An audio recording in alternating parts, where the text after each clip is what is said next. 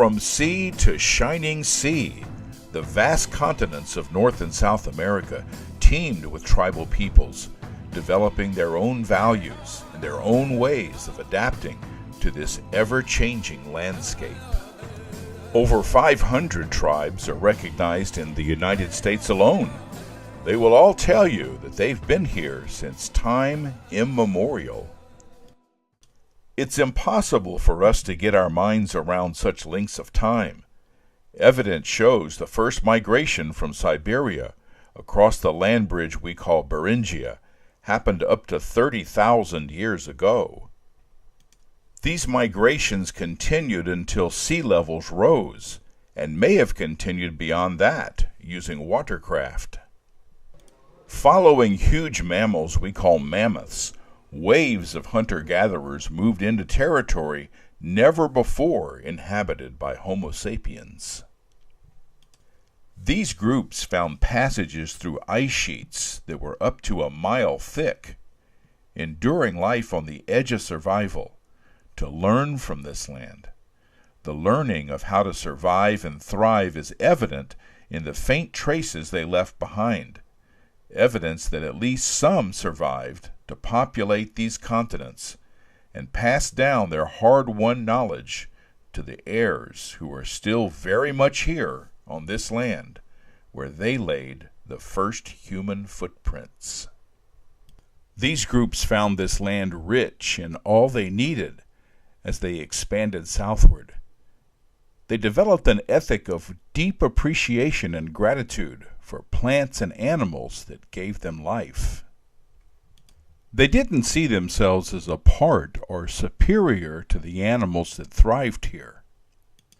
They lived a communal life, yet enjoyed a level of personal freedom that we could scarcely imagine today. There were also challenges, to be sure. There were winters of starvation and conflicts with neighboring groups.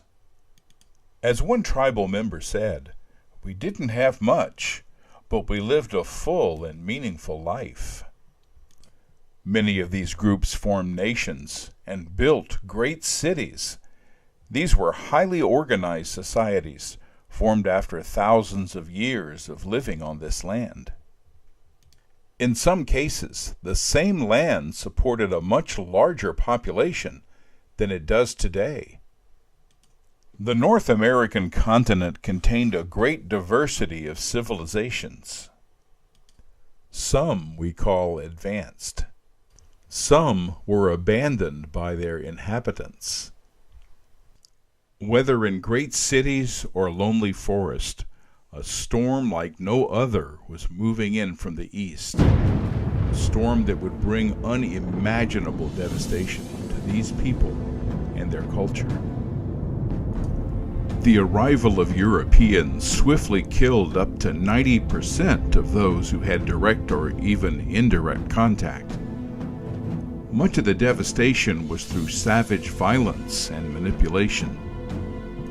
Spanish explorers were followed by seekers of great wealth, eager to employ murderous means to their goals, etched on stone here by people who had no way of knowing that their ways of life were doomed. While Europeans and their descendants embraced a narrative of intrepid explorers discovering continents and great rivers, entire villages succumbed to disease for which they had no immunity, and invaders who brought dogs of war to terrorize these people into submission.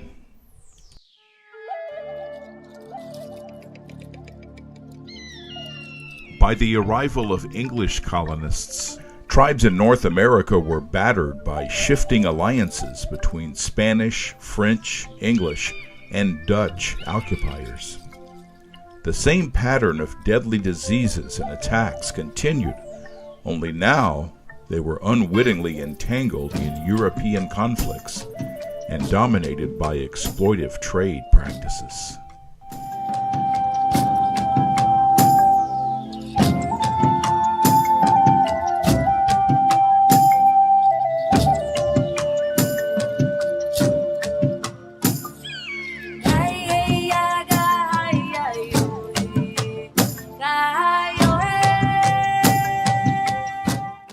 As long as the rivers run. This was the promise made and broken countless times with the birth of the United States of America and its ensuing treaties.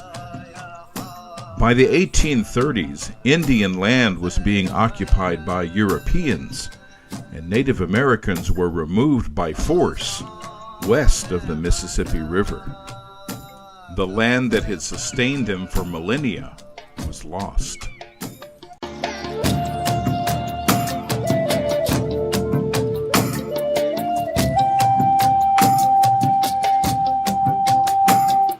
We were the Shawnee Nation. We were here in Ohio from sometime 1700 until the Indian Removal Act was passed in 1830. We, along with another tribe that is now called the Seneca Cayuga, we were located on Lewistown Reservation.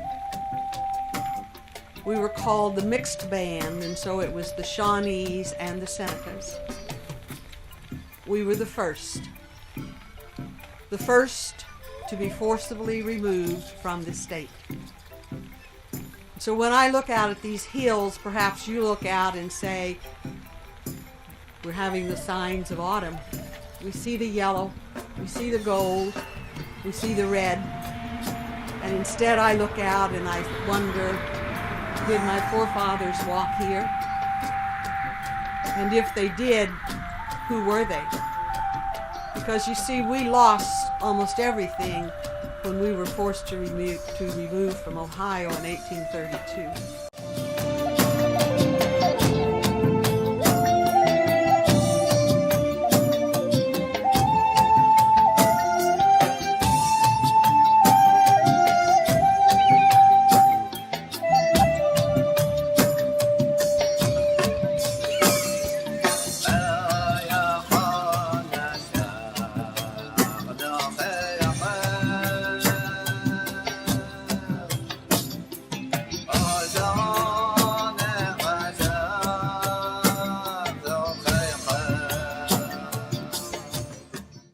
There were no places west of the continent to remove the indigenous people who lived in the vast western area.